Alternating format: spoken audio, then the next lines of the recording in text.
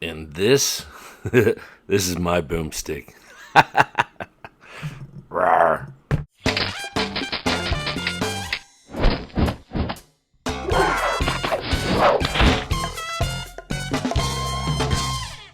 And welcome back to the Comconocave. I'm your host, the Comconoclast. And in honor of Bruce Campbell Appreciation Month, I thought that it would be appropriate if I discussed Ash versus the Evil Dead.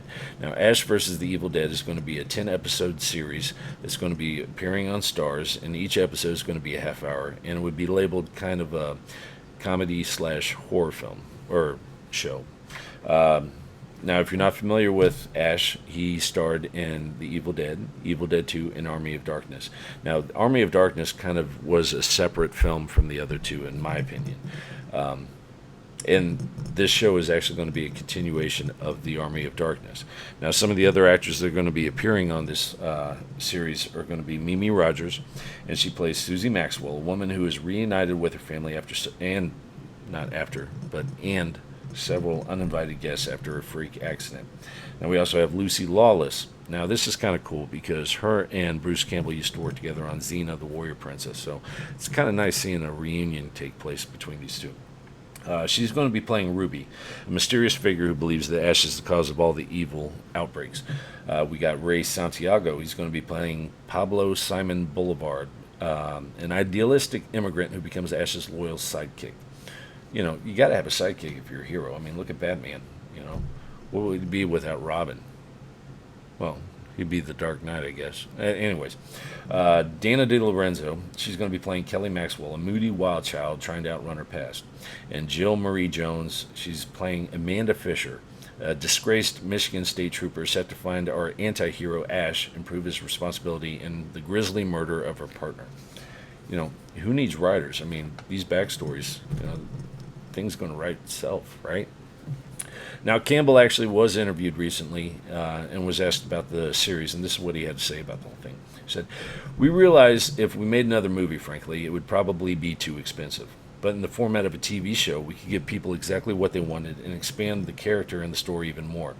Ash would probably have more dialogue in one season than he would in 3 movies. It'll have to become a more fleshed out character as well. And we never burned Evil Dead as a franchise out. It's not like we did 13 of these movies. So we felt like, what the heck? Let's give it a try. Look, The Walking Dead is The Walking Dead, but we were kind of first. And I would say it's about as big of a counterpart to The Walking Dead as you could program, because The Walking Dead is unrelentingly grim and hugely popular."